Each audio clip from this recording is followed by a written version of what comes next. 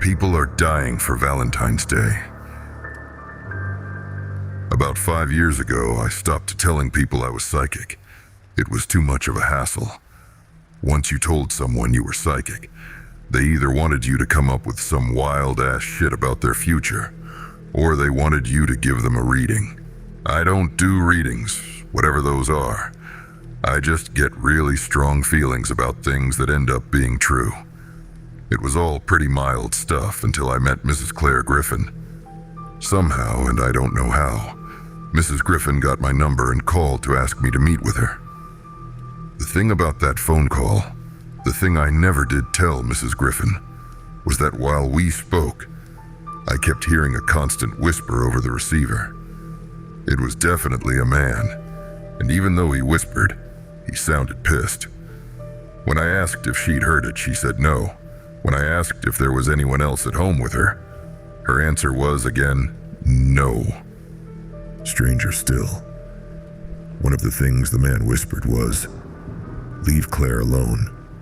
She is nearing her time." So you could say, the thing that led me to Mrs. Griffin's house was my hungry curiosity to figure out the source of the mystery voice.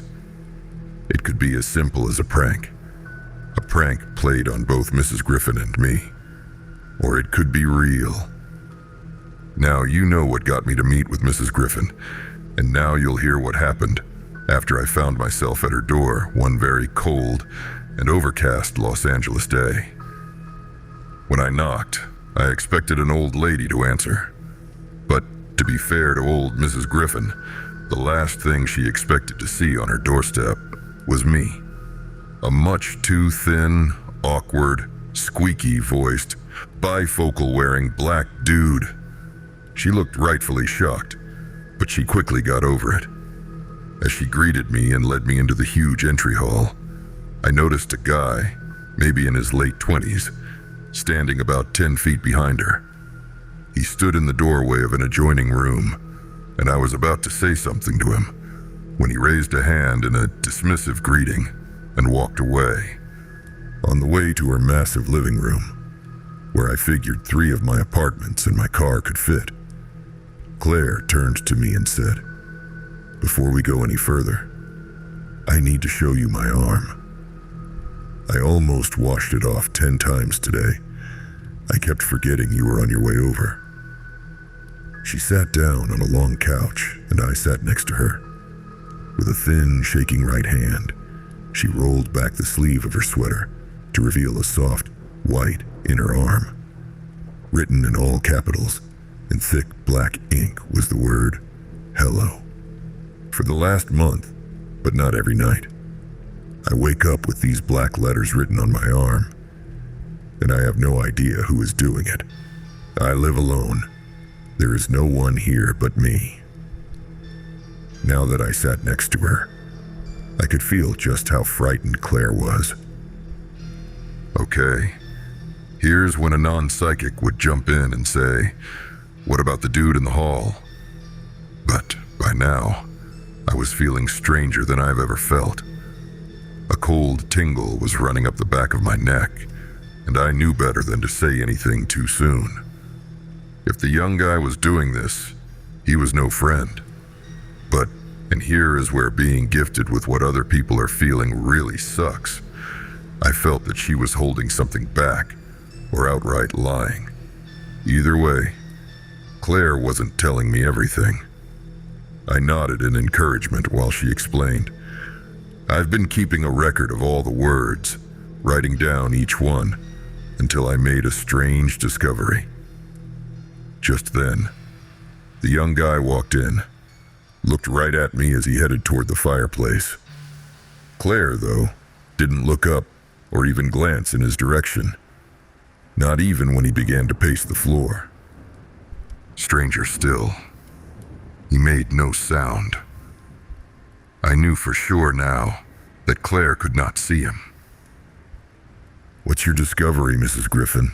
I asked, ignoring the young dude who stopped his frenetic pacing to glare at me. The message from him was clear. He didn't want me here, and he was pissed I could see him. There's something I have to explain before I go on. I know most people would call this guy a ghost, a term that doesn't do apparitions like his justice. His force was strong. Not only could I see it, but I could feel it like the heat from a bright light or the vibrations from a pounding speaker. You have to figure he'd managed to create enough energy to maintain an image long after his death.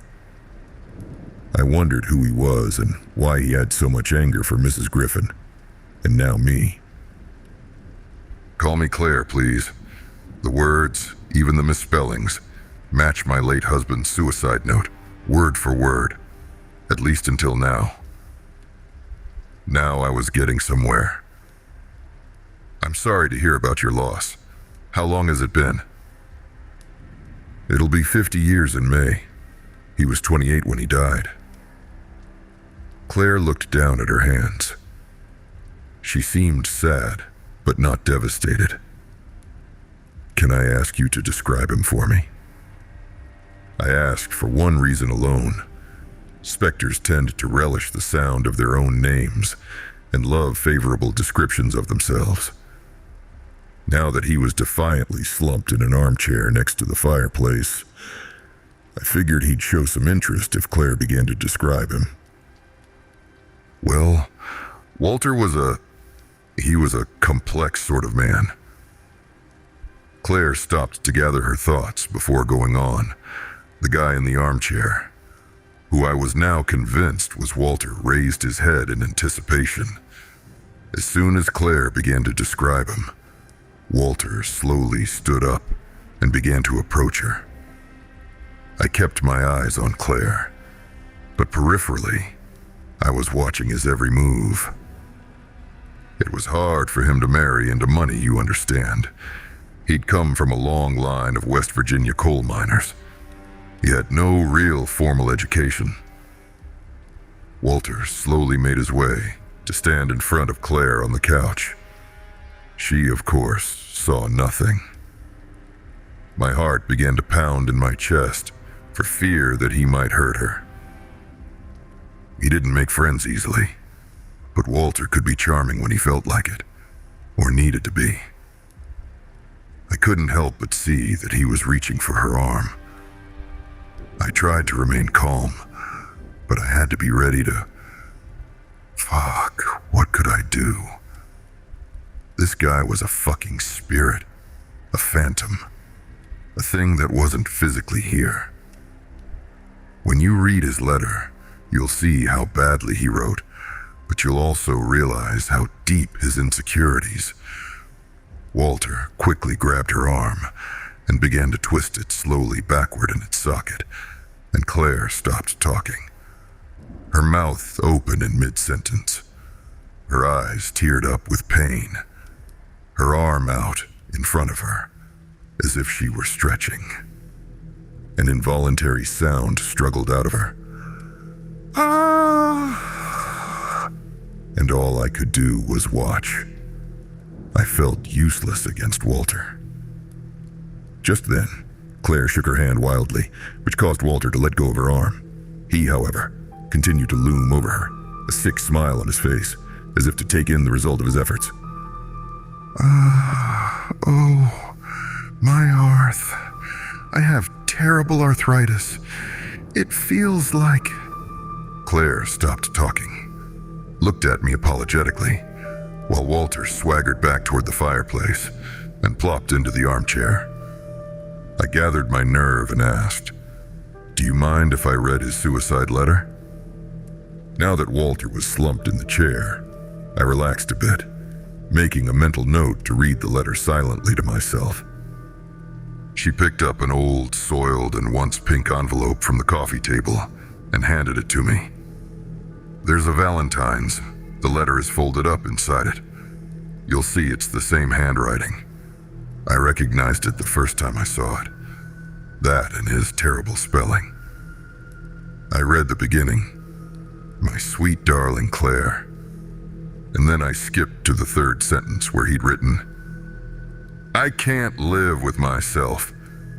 You'll have to on your own. At least you not have me around to remind you." Shit. His spelling and grammar did suck, and the handwriting was identical to the one on Claire's arm. But what did he mean by, "You'll have to on your own"? Claire anticipated my question and began an explanation. There were 3 missing boys back in the 1952, about 6 years after Walter and I were married. Each boy lived about 4 miles from here, and later, they found all 3 bodies mutilated, terribly mutilated, lying right out on the lawn of a local private club. Because we lived nearby, and because we prominent members of the club, I finished for her. Walter became a key suspect. It doesn't seem like enough. Did they have evidence? Claire nodded instead of speaking. Walter raised his head and sat up in the chair in anticipation. He seemed to know that Claire was holding something back. I tried again. Claire, even in the 50s, they didn't accuse men of murder with... Claire interrupted me in a loud voice and said, "They had nothing. Just 2 sets of fingerprints on some pliers. One set matched Walter's, the other. They never found..."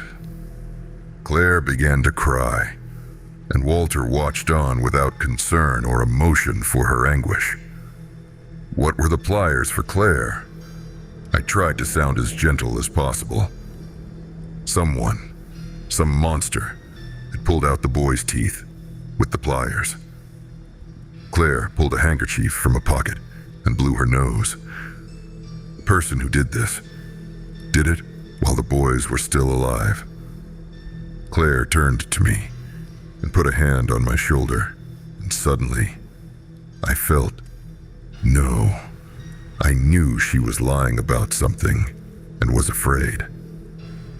"You must believe me when I tell you that Walter didn't do it." She looked me squarely in the eyes and lied again. "Claire, how do you expect me to believe you when you're keeping something from me?" Claire's face changed when she suddenly leaned into me, got really close to my face and whispered, "You're right. I found a bag of bloody teeth, and I hid it." I felt and smelled her breath on me, and suddenly I wanted to get out of there. Walter had gotten up and walked back to be nearer to Claire. He'd not been able to hear Claire, and he wanted to be sure not to miss anything more. "Why would you protect him if you suspected he'd been involved?" I asked, trying my best to whisper. Claire looked around the room now. I suspected that although she could not see Walter, she sensed him and was pretending to be his ally in all this. I was feeling really uncomfortable by now, so when Claire scooted even closer to me, I shivered. She leaned in and whispered into my ear, "I think it's Walter who is riding on my arm." I leaned back and nodded to her, indicating that I agreed. Then she leaned right back into my ear and said, "He's changed his suicide letter. It's different this time." Claire stood up, and I wanted to stop her. I wanted to know how the letter was different. I was sure it was the key to all this, to why Walter had stuck around and was back now with a vengeance. The feeling I got from Walter was that he was back to take Claire with him. As much as I wanted answers, I was grateful to have some distance from her. I asked her for directions to the restroom, not because I needed to go, but to get up on my feet and away from her and Walter, at least for a few minutes. On my way back, I stopped at a huge window to look out over the Arroyo Canyon on which her estate sat. The colors were unbelievable.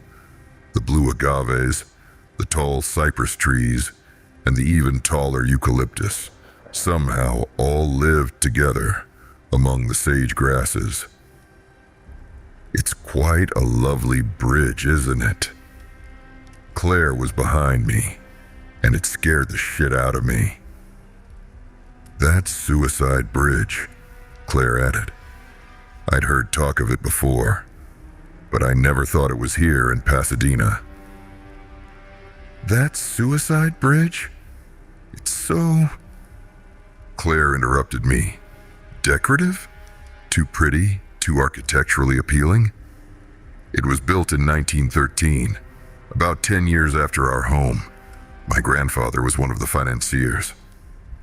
It was gorgeous. It sat on the canyon, and its tall arched supports looked to be at least 150 feet tall. "So I take it's called Suicide Bridge because people jump off it?" I waited for her to answer when I noticed that she was crying. I saw a nearby chair, so I slid it over for her to sit on, but Claire shook her head vehemently and remained standing. She pulled out a handkerchief and blew her nose before speaking. I stood next to her, knowing that this time she was telling the truth. Walter could be very romantic, and he sure liked to surprise me. She chuckled, and I tried to imagine the brute Walter I'd just seen as a romantic. He knew how much I loved mums. They were my favorite flower. And since it was Valentine's Day, I'd been waiting all day for his surprise. I was giddy with excitement. All day, I couldn't sit still. At sunset, he dashed in with a big bouquet and a lovely card and made me sit right here. Claire looked back at the chair I'd brought up, the one she'd refused. He told me to sit right here and to keep my eyes peeled on the sixth light. In those days, those lights shone like beacons. There wasn't any other lighting around, you see. Claire finally walked over to the chair and sat.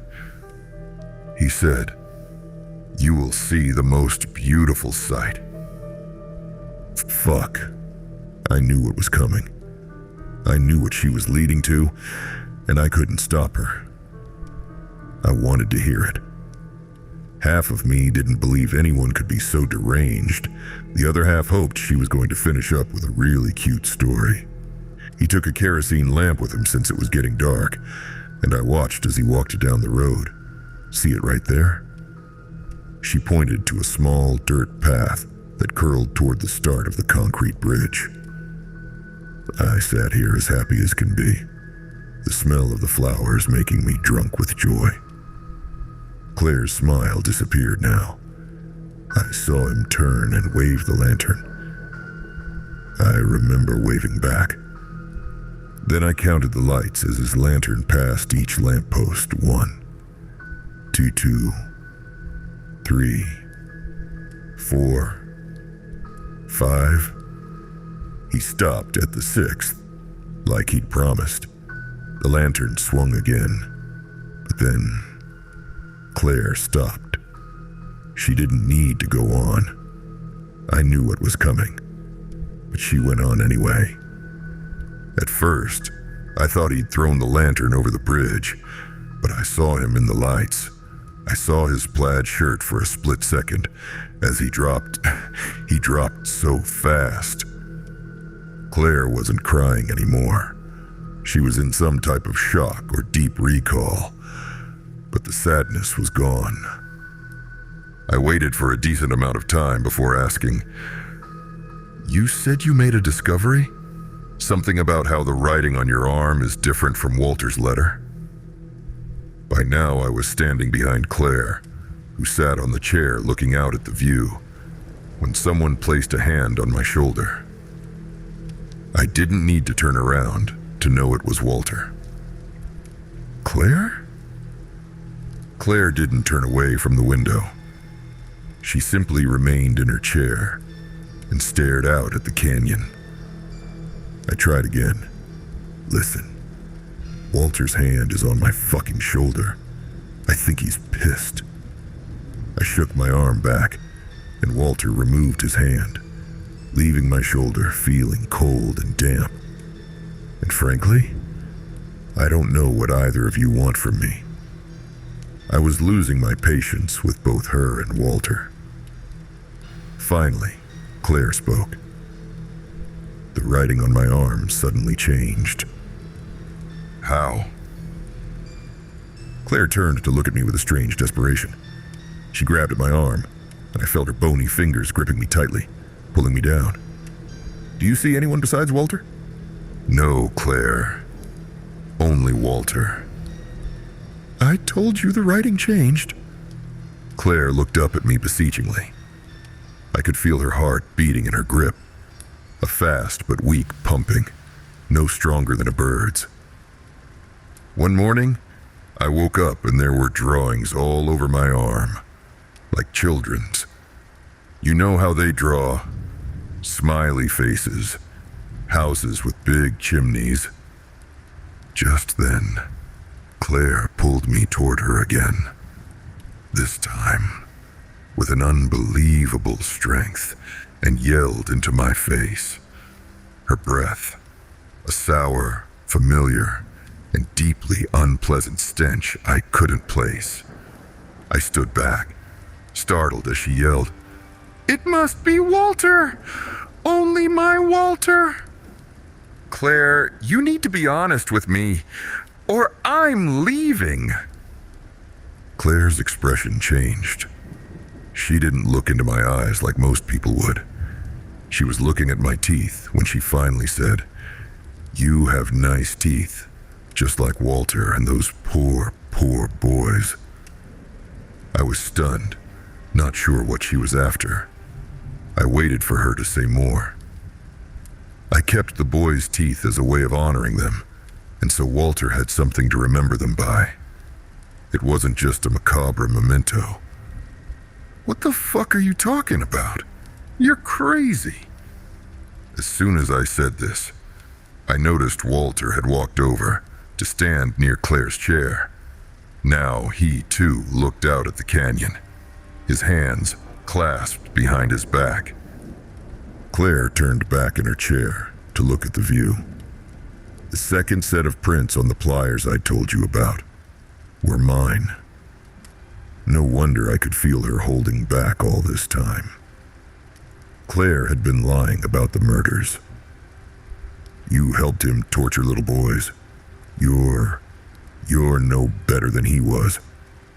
Fucking monsters.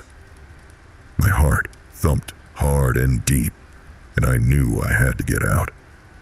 Now that they both looked out at the view, I slowly stepped backwards, away from them and the bridge, all the while hoping to get closer to the front door. Claire's voice sounded angry and different when she spoke this time. I never said I was better. You sound like him now. Claire raised her voice, and I knew I'd struck an old nerve. She struggled out of the chair and turned to look at me with disgust. Walter took his life because he couldn't stand being with me after the boys were found. He couldn't live with himself. Claire was spitting out her words, and she would have raged at me more had Walter not been holding her back by the arm. We'd agreed to stay calm and keep a low profile. The police had little evidence. Like I said, no one would figure out who the second prince belonged to. My father was going to get him the best defense in the country. Walter would have been free. We would have been together. I watched Walter, tightening his grip on her. Why did you kill those boys, Claire? Why torture little boys? I needed to know what motivated her. I was barren, I couldn't have children, but Walter could, and I knew one of them was his, but he wouldn't tell me which one, so I took them all. So fuck, Walter had an affair, and you suspect one of these boys was his, so you murdered all of them? I couldn't believe this shit. I stepped back some more. I was about 8 feet away from Claire now. Claire guffawed angrily. An affair? Did you say an affair? That's quaint. Walter fucked most of my friends. So many, I lost count. Why all of those boys could have been his. And yes, it was wrong, but those boys were wrong. Their being alive was wrong. They needed to feel how I feel. They needed to feel my hurt. There was 10 feet between us now.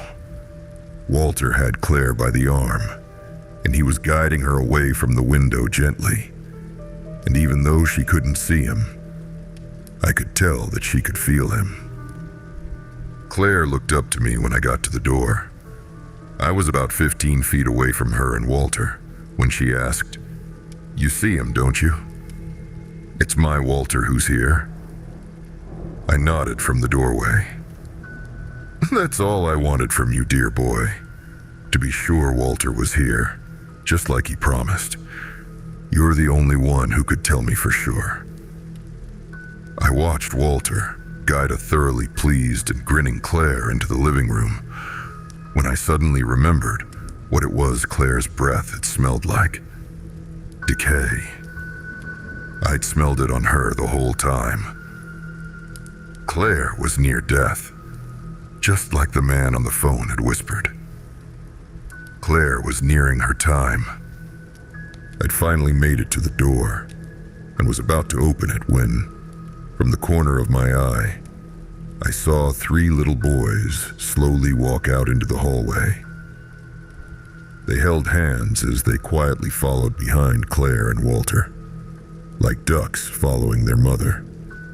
They must have seen me because all 3 stopped to get a better look at me. The smallest one, whose black hair shone in the hall light just like Walter's, raised a hand in a friendly greeting.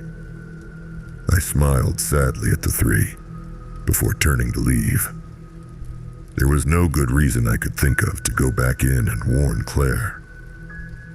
The next morning, when I sat eating my cereal, I heard about what happened to Claire on the news. The reporter's normally saccharine expression turned serious when the words "Valentine murder" or "suicide" appeared behind him on the screen. His tone lowered as he reported, "A hiker made a grisly discovery today, just below Suicide Bridge in Pasadena." The picture jumped to a live helicopter feed showing Suicide Bridge from above, with throngs of police and fire trucks gathered below it. The reporter went on. The hiker discovered a trail of blood that led to freshly removed human teeth, which then led him to the body of an elderly woman, who police believe to be that of 90-year-old Claire Griffin. So far, it appears the victim's teeth were removed before she was allegedly pushed, or she voluntarily jumped off the bridge. Police will be investigating the incident. The reporter was back on now, grim as he faced his viewers. Neighbors who helped identify the body of Mrs. Claire Griffin offered police and investigators interesting information. It seems it was exactly 50 years ago to the day that Mrs. Griffin's late husband, Walter, jumped off the bridge on Valentine's Day, 1963. Police believe Mrs. Griffin's death may open what was a closed case involving the unsolved murder of 3 boys in the 1950s. We will, of course, bring you the full story as it unfolds. When I clicked off the television, I sat in silence, allowing the story to sink in. A judicious, karma-driven part of me knew I'd done the right thing. By not alerting Claire to the return of the 3 boys, I'd picked sides, and I was pretty fucking sure I'd picked the right one. Aha! You survived the story. Think you can handle how deep, dark, and disturbing the rabbit hole goes? Click on the playlist and let me know in the comments where your breaking point is.